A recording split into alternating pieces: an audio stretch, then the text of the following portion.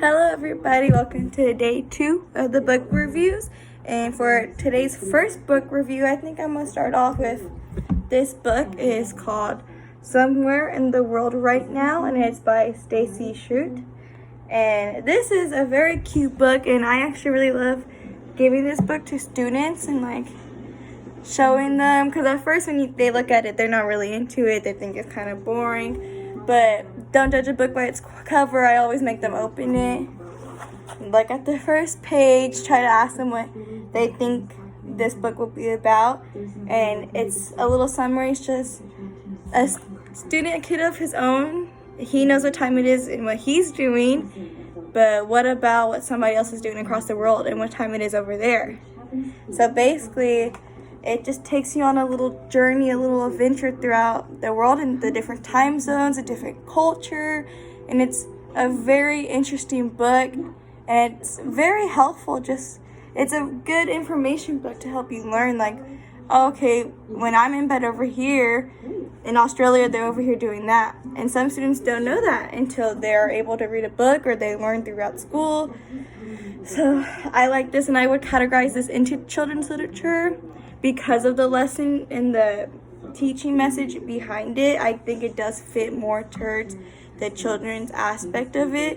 And then the way that if you want to flip through the pages, you see the pictures cover the majority of the page, and then there's just a little box for words. But they do have other words that I think are meant for children that, okay, this is a new word, let's see what that one says, or it's written in a different language.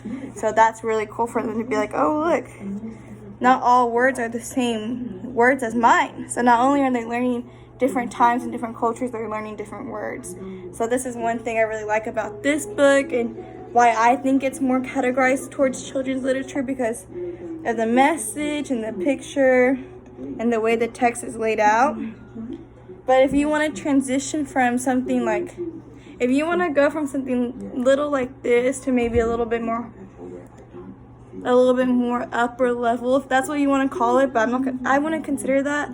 I just want to say, if you want to transition from something more directed towards children's literature to something more adolescent literature, I would think this is a good transition book, because it isn't very thick, and there are a few pictures in the book that help comprehend the message of the book easier. So that's also another reason why I would put this in adolescent literature, just because you don't really have a lot of pictures to help you understand the message going on. You have to more go in depth and reread if you're kind of lost.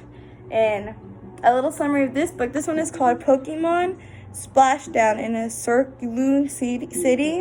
And it's a scholastic book, and it was adopted by Tracy Rust. And I don't know if many of y'all know who Pokémon is, but I think her name is Misty.